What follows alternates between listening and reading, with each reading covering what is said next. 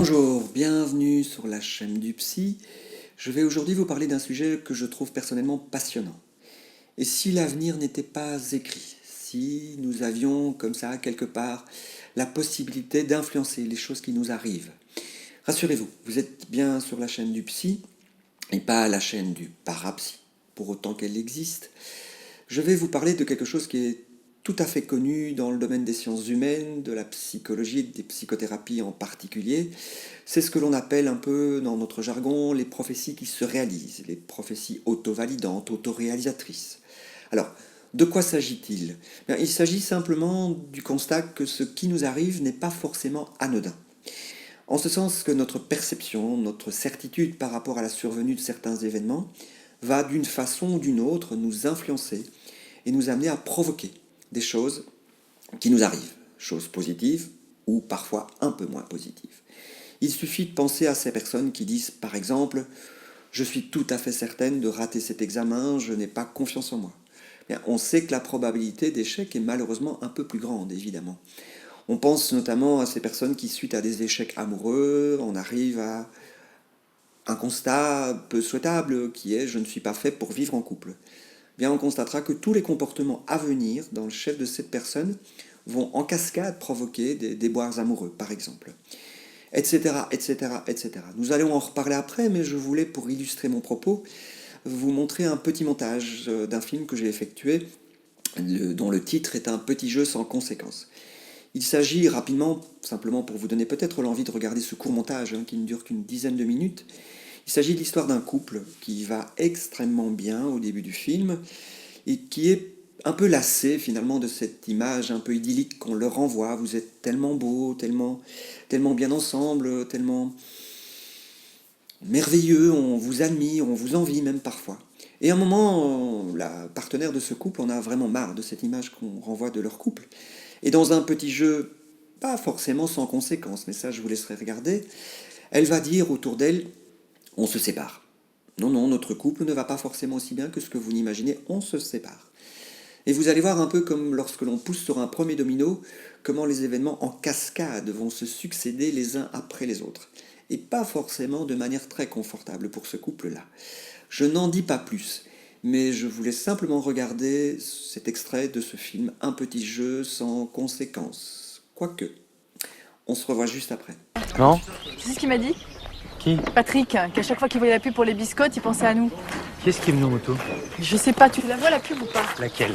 Celle du couple de mannequins qui prend son petit déjeuner au lit et qui mange des biscottes. Manger biscotte, ouais. Voilà, on lui rappelle ce couple-là. Pour lui, on est pareil. Plutôt flatteur.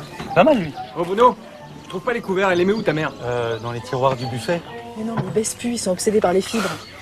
Si Patrick me compare déjà à cette femme-là, c'est que j'ai plus aucun pouvoir de séduction. À cause de toi d'ailleurs. Qu'est-ce que j'ai fait? Mais regarde-nous, on fait bloc, on est toujours associés l'un à l'autre comme un couple de petits vieux, là. Comment veux-tu que je séduise d'autres hommes? C'est à moi que tu demandes des conseils pour séduire d'autres hommes? Mais pourquoi pas? Parce qu'un jour, c'est toi que j'exciterai plus.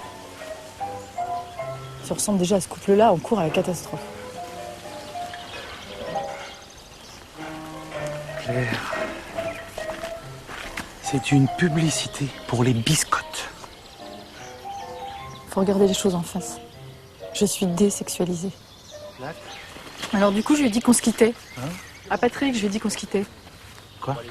J'en pouvais plus de toutes ces niaiseries, alors pour l'arrêter, je lui ai dit qu'on se séparait. Mais ça va pas, qu'est-ce qui t'a pris? T'es folle? Mais c'était la seule solution. Vous êtes mon couple modèle, vous avez de la chance, je vous envie, je vous aime, j'en pouvais plus. Tu veux me quitter? Mais pas du tout, c'était une façon de lui clouer le bec, t'aurais vu sa tête. Non mais on s'en fout de sa tête. Tu te rends compte de ce que t'as fait? Il va le répéter à tout le monde. Mais non, je lui ai dit de garder ça pour lui, que c'était pas encore officiel. Mais tu peux être sûr que ça a déjà fait le tour. Merde. Il va le répéter à ma mère, ça va lui gâcher la journée. Mais c'est pas grave, dans 2 heures, je lui dirai que c'était une blague. Mais c'est pas une blague, ça, Claire, c'est complètement con. Ah mais oui, je me souviens, Serge Attier, c'est vous qui m'avez poussé dans les temps. Ah non, vous avez de lycée. Je voulais vous retenir, vous avez prétendu que vous avez poussé. Sinon ça va, je vous remercie. Regardez, on le voit, les dents. Josette! Je viens de parler avec Patrick. C'est lui qui m'apprend que tu quittes Bruno. Je trouve ça un peu étrange, mais bon, enfin, peu importe. Ah oui, d'accord. Ça te fait rire? Je m'en fiche, tu le dis à qui tu veux, c'est juste que je pensais qu'on était amis. T'es vexée? Je suis surtout triste. Toujours triste une séparation. Même si c'était prévisible, ça me fait de la peine. Qu'est-ce qui était prévisible? Votre séparation? Tu t'y attendais? Plus ou moins. Enfin, je sentais bien qu'il y avait un truc qui allait plus entre vous. Quel truc? C'est difficile à expliquer. Vous étiez tellement d'institution. Peut-être qu'une sorte de lassitude parce que vous vous êtes connus trop jeune. Et alors, c'est grave de se connaître trop jeune? Bah avec le temps, on devient plus amicalement, c'est fréquent. Regarde Bruno et toi, franchement, pour quelqu'un qui vous connaîtrait pas, on pourrait penser que vous êtes deux potes. Mais tu sais, c'est comme ça dans tous les couples, hein. Au bout d'un certain temps, c'est plus pareil. C'est pas pour ça qu'on se quitte. C'est pourquoi alors? C'est pour des tas de raisons, c'est compliqué. C'est son côté plan-plan. Quoi? Il a un côté plan-plan. J'aime pas quand tu dis du mal de Bruno. Mais je dis pas du mal de Bruno, simplement il a un côté plan-plan et ça te correspond pas. Patrick aussi, il a mon avis. Patrick, il était au bord des larmes quand je lui ai annoncé notre séparation. Il a même réclamé du sirop d'orgeat. Mais oui, mais ça lui a fait de la peine, mais il a pas été surpris. D'ailleurs, tu vas voir, ça va surprendre personne. C'est qu'elle peut. Au moins, ils auront pas ce problème, Claire et Bruno. Non. Quand on s'entend pas, vaut mieux se séparer avant de faire des gosses. Vous allez leur en parler? Non. T'es malade? Moi, je suis pas censé être au courant. Alors, si on m'en parle pas, j'en parle pas. De toute façon, on saurait pas quoi leur dire, non? Bah si, on pense bien à vous, on est avec vous. Ils sont pas morts, quand même. Hein. Ça va, Claire? Oui. Dis-moi, on a appris pour toi et Bruno, hein? Vous avez pris quoi? Bah, c'est fini. Patrick qui vous l'a dit? Non. C'est qui alors? Un déménageur. Bah, je voulais te dire, on pense bien à vous et on est avec vous. Bon, si tu veux pas en parler, on n'en parle pas, hein. Mais si, parlons-en. Ça vous surprend notre séparation? Non mais franchement. Hein. Le plus surprenant, si tu veux mon avis, hein, c'est que c'est duré aussi longtemps, quoi. Patrick dit que vous n'étiez pas fait l'un pour l'autre. Ah ouais, il dit ça? Enfin, d'après le déménageur. Mais enfin, si tu veux pas en parler, on n'en parle pas, hein. Je te sens tendu. En tout cas, sache-le, on est avec vous et on pense bien à vous. Patrick est tellement content d'avoir une confidence qu'il la répète à tout le monde. Évidemment, il a commencé par ma mère, hein. Et comment elle le prend? Oh, bah, elle pense que tu dois avoir beaucoup de peine et elle espère que je retrouve vite quelqu'un de bien. Ah bah tu vois, ça lui gâche pas trop sa journée. Tu la connais, elle a envie d'être grand-mère. Et quelqu'un bien, c'est quelqu'un qui fait des enfants. Oh, elle pense qu'il serait temps. Il sera temps quand moi j'en aurai envie. Bon, je comprends pas. Je comprends pas le Bourgogne. Axel vient de me dire que t'étais pas un homme pour moi. Ah bon? Pourquoi? Mais je sais pas, elle trouve qu'on s'est connus trop jeune et que t'es trop mou. Attends, elle trouve qu'on s'est connus trop jeune ou que je suis trop mou? Les deux, elle dit les deux. Et Patrick aussi. Ils ont toujours su qu'on se séparait. Même les déménageurs. Elle a dit mou. Non, mais c'est pareil, je la connais depuis très longtemps, je sais exactement ce qu'elle a voulu dire. Elle a pas prononcé le mot mou. Non. Tu vois? Tu interprètes. Mais ça t'énerve pas, toi, depuis 10 ans, dans notre dos, tout le monde dit qu'on n'est pas fait l'un pour l'autre, et puis toi, ça te fait rien. T'aurais pas aimé qu'on te prévienne. Qu'on me prévienne de quoi? Je sais très bien, moi, qu'on est fait un pour l'autre. Alors, celui-là, c'est le mien. Merci. Ça va, vous êtes bien installé? Ah bah, pour manger, ça va, ouais. Mais pour travailler, qu'est-ce qu'on a emmerdé? C'était pas vraiment le jour. Hein. Pour déménager? Ah bah non, pour faire votre pique-nique, là. C'est pas commode pour nous. Pas commode. Tu nous as foutu dans une belle merde avec ton petit jeu à la con. Je pensais pas que ce serait aussi instructif. Faut qu'on arrête, Claire, avant que ça devienne irrécupérable. Dans une semaine, on leur dira qu'on s'y remet ensemble. Dans une semaine? Je croyais que ça devait durer 2 heures. C'est l'occasion de savoir ce qu'on pense de nous. On va passer pour des cons, ça va, on n'a plus l'âge. Et puis surtout, on va se fâcher avec tout le monde. Avec qui? Oui. Elle dit des choses pas très gentilles sur toi. Ah oui, comme quoi? Elle aime pas que tu lui corriges ses fautes de français tout le temps. Maintenant qu'on est séparés, elle le fait savoir. Cette imbécile, elle ferait mieux de me remercier. Ouais, ça fait 20 ans qu'elle est en France. La Soleil, le chaise. Personne n'y croit à son accent, là. Benoît m'a demandé si on quittait notre appartement. Si oui, il est intéressé. Tu vois, lui aussi, il est bouleversé. Et Fred veut racheter notre chamiso. Notre chamiso, mon chamiso. Ouais, enfin, c'est pareil. Non, tu me l'as offert, c'est le mien. Enfin bon, il est à nous. Il est à nous, mais c'est le mien. De toute façon, on s'en fout, le problème se pose pas. Bon, écoute, on y va, j'ai faim. T'as faim, mais comment tu fais pour avoir faim? Je vous ai posé le tire-bouchon sur la table, hein? Merci. De rien. Bon courage. Ah oui, génial. Ah oui, prends donc une verre. Pardon? Prends une verre et tape-toi le bouteille si tu veux. Arrête, Claire. Non, mais je veux qu'elle se sente à l'aise. Écoute, il y a aussi du salade. Tu peux rajouter de la sel et du moutarde si tu veux. Bon, tu nous laisses goûter le vin tranquillement, s'il te plaît? Ouais, je vous laisse goûter le vin. Bah, dis donc, ça va dans le sec aujourd'hui. Hein. Vous avez trouvé du vin? Bordeaux 90, les dernières bouteilles. Ah oui, je me souviens, c'est ton père qui les a achetés. L'année où tu as rencontré Claire. Dis comment? Il est passé, hein. Il faut de l'eau.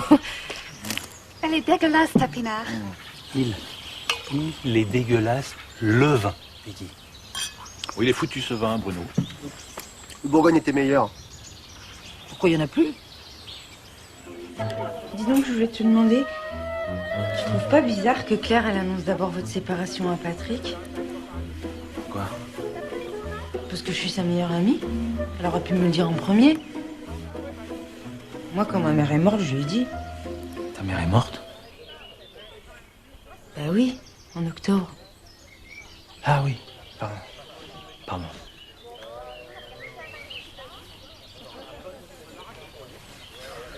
Cela dit, au fond, moi, ça m'étonne pas cette rupture. Claire, elle te correspond plus. J'en sais rien. Si. Elle est beaucoup trop sur elle, beaucoup trop égocentrique. Et puis elle aime le conflit. Alors, ça fait son charme, je l'adore. Mais c'est fatigant parfois. Pas envie de parler de ça. Toi, t'es beaucoup plus facile à vivre, t'es beaucoup plus coulant. C'est vrai que tout glisse sur toi. Quoi? Répète. Tout glisse sur toi. Regarde, t'as même pas l'air affecté par cette séparation. Non, t'as dit c'est vrai que tout glisse. Ah oui, c'est vrai. Alors avec qui t'en as parlé? Avec qui? Je comprends pas. Quand on commence une phrase par c'est vrai que, ça signifie qu'on a déjà évoqué la chose avant. Je vois pas ce que tu veux dire. Si je dis ce vin est dégueulasse, je constate à l'instant qu'il est dégueulasse. Ah oui. Mais si je dis c'est vrai qu'il est dégueulasse, c'est qu'on m'a prévenu qu'il était dégueulasse et que j'en ai la confirmation par moi-même. Tu me suis? De loin. Alors quoi? Alors avec qui as-tu évoqué le fait que tout glissait sur moi? Parce que tu as dit c'est vrai que tout glisse sur toi, c'est donc que t'en as parlé avant. Avec qui? C'est vrai que t'es chiant. Avec Claire.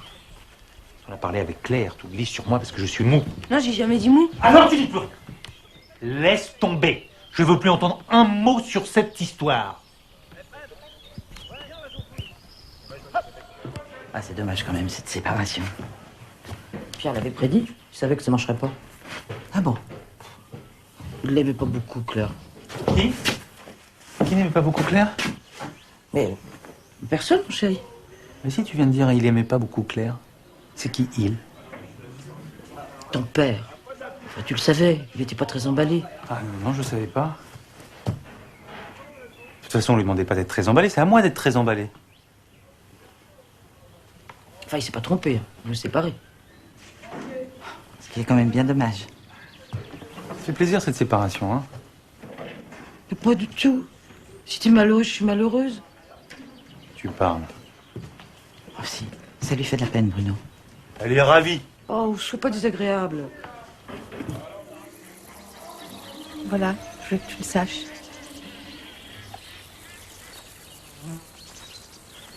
Ça va les filles?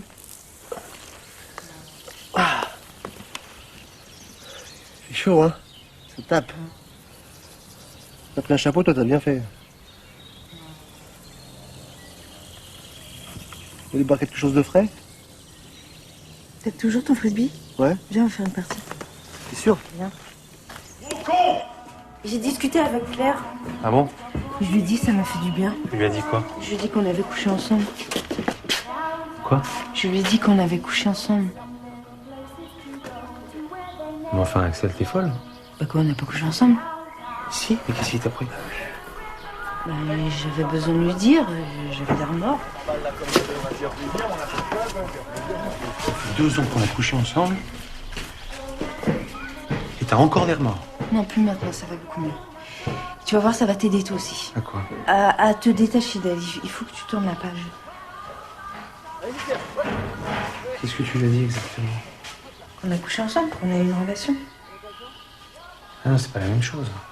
Non, c'est pas la même chose. Coucher ensemble, si c'est comme ça, un soir pour rire, ivre-mort. Non, mais t'es pas ivre-mort. Mais peu importe. J'en garde un très bon souvenir. Peu importe.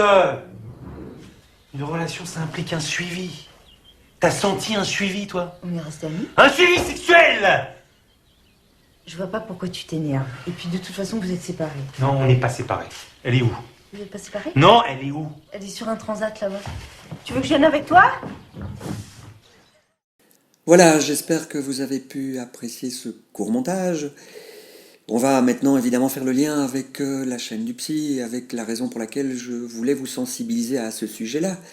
Mais peut-être, avant de décoder rapidement, en quelques minutes, ce court extrait, je laisse la parole à un de nos plus grands philosophes qui nous montre également la pertinence de cette vidéo.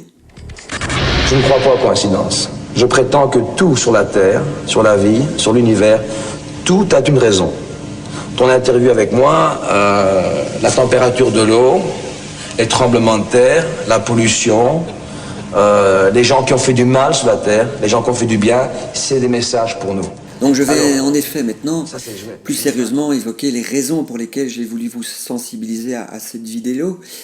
Tout simplement, lorsque l'on parle d'étiquettes psychiatriques, un dépressif, un phobique, un enfant HP, un jaloux pathologique, qu'est-ce qu'on pourrait évoquer aujourd'hui? Un pervers narcissique, c'est un peu à la mode tout ça.